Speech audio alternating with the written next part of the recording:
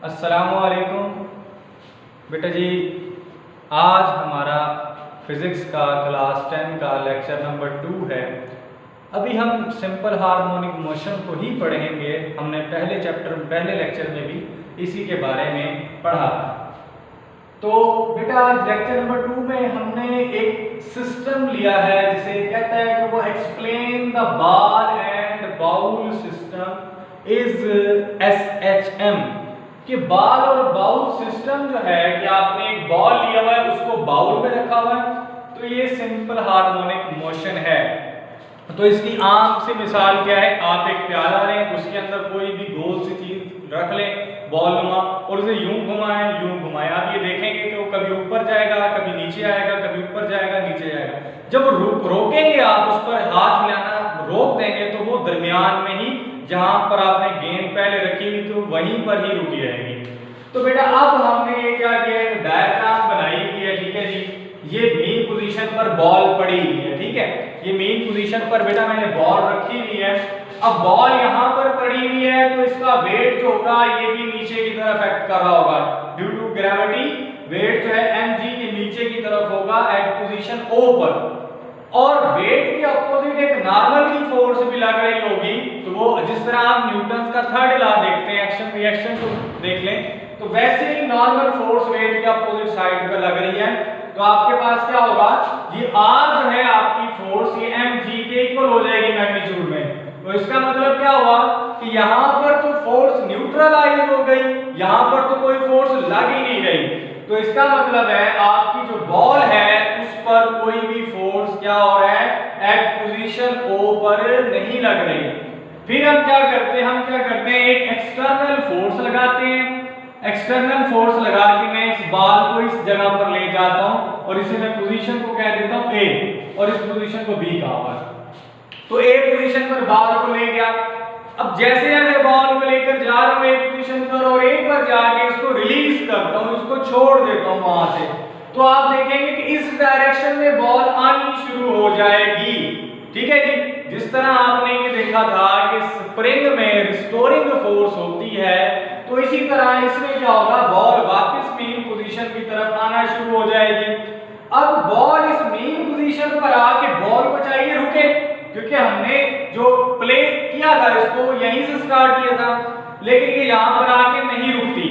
तो ये क्या करती है, अपनी मोशन को आगे की तरफ कंटिन्यू रखती है। अब हमने दो तीन चीजें यहां देखनी है कि भाई ये बॉल यहां से यहां पर क्यों नहीं रुकी। उसकी क्या वजह है, उसकी वजह इनर्शिया है आपके पास कि इस बॉल के पास एक प्रॉपर्टी है जिसे इनर्शिया कहते हैं, जिसमें आपके पास क्या होता है जी, आपकी जो बॉडी है वो रेजिस्ट करती है अपनी स्टेट ऑफ चेंज, जो भी हो, चाहे वो रेस्ट की हो चाहे वो मोशन की हो। अब ये मोशन में थी, इसने कहा कि आप मुझे यहां पर नहीं रोक सकते, मेरे पास इनर्शिया है, तो ये आगे की तरफ मूव करना शुरू हो गई, ठीक है जी। और मूव करते करते एकदम ये B पोजीशन पर पहुंच गई। अब इतने हिस्से को एग्जामिन करते हैं। जब आपके पास A से बॉल O की तरफ आ रही थी तो इसकी स्पीड क्या थी, मैक्सिमम थी। इसकी वेलोसिटी क्या थी, ये मैक्सिमम थी। जब बॉल क्या थी, A से O की तरफ आ रही थी। बेटा ये तो वजह कर रही है कि बॉल A से O की तरफ आ रही थी तो वेलोसिटी आपके पास मैक्सिमम थी।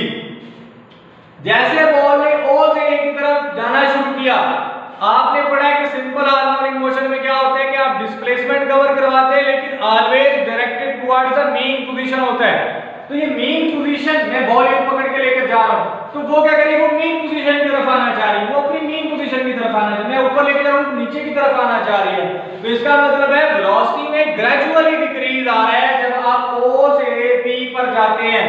यहाँ पर ये बात गौर से देखिएगा, जब O से B पर जाते हैं तो आपकी वेलोसिटी में ग्रेजुअली क्या आता है जी, डिक्रीज आता है, ठीक है जी। वेलोसिटी मिनिमम हो जाती है। अब बॉल B पर पहुंच गई, हमने इसको स्टॉप कर लिया।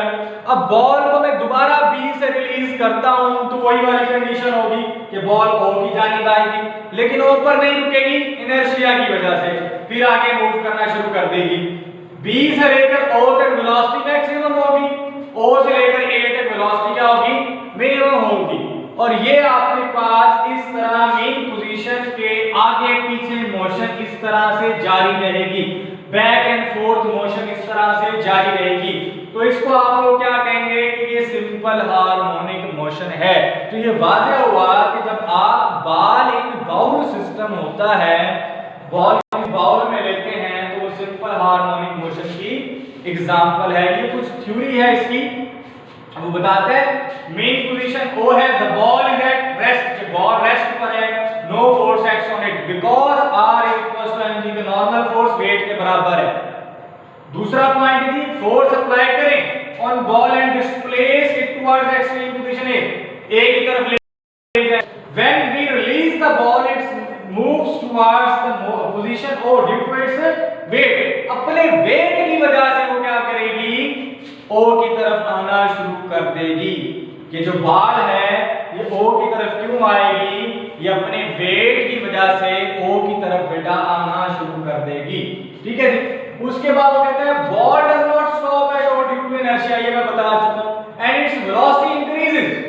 अब उसकी वेलोसिटी इंक्रीज करती while moving from A to O, यहां से यहां तक आएंगे तो वेलोसिटी मैक्सिमम होगी, इंक्रीज कर रही होगी, यहां से यहां तक जाएंगे तो डिक्रीज करना शुरू हो जाएगी। तो यही बात वो लिख रहा है, and decrease when it moves from B to O, कि जब वो बी से ओ की तरफ मूव करती है तो वो क्या करती है, आपके पास डिक्रीज करती है। ठीक है जी। अब हमने क्या करना है जी, इसकी दूसरी एप्लीकेशन को पढ़ना है जो कि सिंपल पेंडुलम की। आपने 9th क्लास में जब आपसे वाइब्रेटरी मोशन की एग्जांपल्स के बारे में पूछा गया था तो आपने ये कहा था कि ये जो सिंपल पेंडुलम है ये भी आपकी एक एग्जांपल है। ठीक है जी। तो अब हम यहाँ पर देख रहे हैं कि आपके पास एक सिंपल पेंडुलम बना है। सिंपल पेंडुलम क्या होता है, a mass attached to a metal bob attached to a inextensible string, कि अगर आपने एक मेटल की गोली अटैच कर दी है एक इनएक्सटेंसिबल स्ट्रिंग में और उसे एक रिजिड सपोर्ट से आपने बांध दिया, उसके बाद आप उसको मूव करवा रहे हैं तो वो टू एंड फ्रो मोशन करता है, तो वो आपके पास एसएचएम की एक एग्जांपल है। अब बेटा आप इसको एनालाइज कर लेते हैं। ठीक है जी।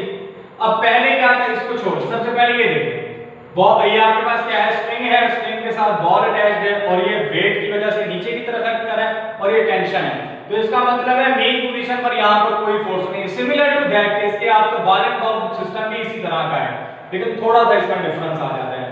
तो आपके पास क्या है, टेंशन और वेट क्या है, एक दूसरे को ओवरकम कर गए, तो इसका मतलब है at position O the bob is at rest, कि उस पर कोई फोर्स नहीं लग रही, वो रेस्ट पर है। फिर मैं बॉब को उठाता हूं और उठा के इस पोजीशन पर ले आता हूं जिसे एक्सट्रीम पोजीशन ए कहा जाता है, यानी कि यूं उठाया इस पोजीशन पर ले गया अगेंस्ट उसकी जो है आपके वेट की फोर्स की वजह से यहां पर ले गया, यहां पर ले जाके मैंने जैसे इसको रिलीज किया है। ठीक है जी। अब यहां पर जैसे आप इसे देख रहे हैं, पहले हम इसे यहां पर एग्जामिन करते हैं। तो यहां पर स्ट्रिंग में तो टेंशन है, स्ट्रिंग में टेंशन मौजूद है, इसका वेट भी मौजूद है, लेकिन वेट के यहां पर आपके पास क्या बन चुके हैं, कंपोनेंट्स बन चुके हैं। एक कंपोनेंट बन चुका है जो कि टेंशन के बिल्कुल सामने है, वो mg cos ऑफ थीटा है, और एक कंपोनेंट बन चुका है जो इस थीटा के सामने ये mg sin ऑफ थीटा है। तो पहले हम ये चीज देख लेते हैं कि भाई हमने कहा है कि आपके पास अगर ये स्ट्रिंग है और यहां तक आपकी बॉल गई हुई है तो इसको mg cos ऑफ थीटा कहा गया है, mg sin ऑफ थीटा कहा गया है। तो ये ऐसे क्यों कहा गया है, ठीक है जी। आपने रेजोल्यूशन ऑफ फोर्सेस में एक जो है ये पढ़ा हुआ था कि आपके पास क्या है जी, हमारे पास एक फोर्स थी, उसे आपने x कंपोनेंट और y कंपोनेंट में क्या कर दिया जी, रिजॉल्व कर दिया। बेटा ये जरा पॉइंट गौर कीजिएगा, ये थीटा का एंगल होता था। तो अब आप देखते हैं कि ये हॉरिजॉन्टल कंपोनेंट है, तो इधर आप क्या लिखते थे, ये f है तो इधर fy लिखते थे, यानी कि f sin ऑफ थीटा, और इधर fx लिखते थे। थीटा के सामने वाला जो होता है वो आपका y कंपोनेंट होता है, वो आपकी फोर्स चाहे कोई भी हो, चाहे वो आपकी फेट की फोर्स हो। तो ये थीटा है, आप ये गौर करें कि ये थीटा है और थीटे के सामने वाला कंपोनेंट आपका क्या है जी, y है, y है, तो mg sin ऑफ थीटा है और ये mg cos ऑफ थीटा है। अब ये mg cos of theta tension की वजह से कैंसिल हो गया, ठीक है जी। तो यहां पर क्या है, mg cos of theta is equal to tension. तो इसने तो इसको कैंसिल आउट कर दिया। अब बच गया है mg sin ऑफ थीटा। अब ये mg sin ऑफ थीटा क्या है, ये रिस्पांसिबल है सिंपल पेंडुलम में जो है सिंपल हार्मोनिक मोशन करवाने को। अब ये ऐसे जाएगा, मेन पोजीशन पर जाके क्या होगा, नहीं रुकेगा, इसकी जो स्पीड होगी a से लेकर o तक ये मैक्सिमम होगी, मेन पोजीशन पर नहीं रुकेगा इनर्शिया की वजह से।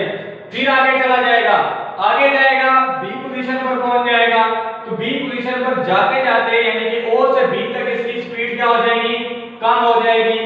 फिर ये वापस b से o की तरफ आएगा तो फिर स्पीड क्या होगी, मैक्सिमम हो जाएगी।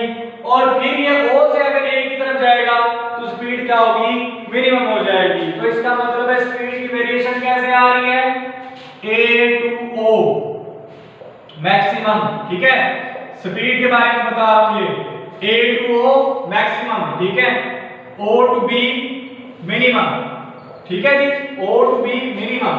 अब फिर क्या होता है b to o मैक्सिमम, ठीक है जी, और फिर o to a ये क्या आ जाता है जी, मिनिमम। तो ये आपके पास स्पीड की वेरिएशन होती है। तो इस तरह ये कंटिन्यूअसली ये बैक एंड फोर्थ मोशन जारी रहती है आपके सिंपल पेंडुलम में, जो कि आपके पास क्या करता है जी, सिंपल हार्मोनिक मोशन को बताता है।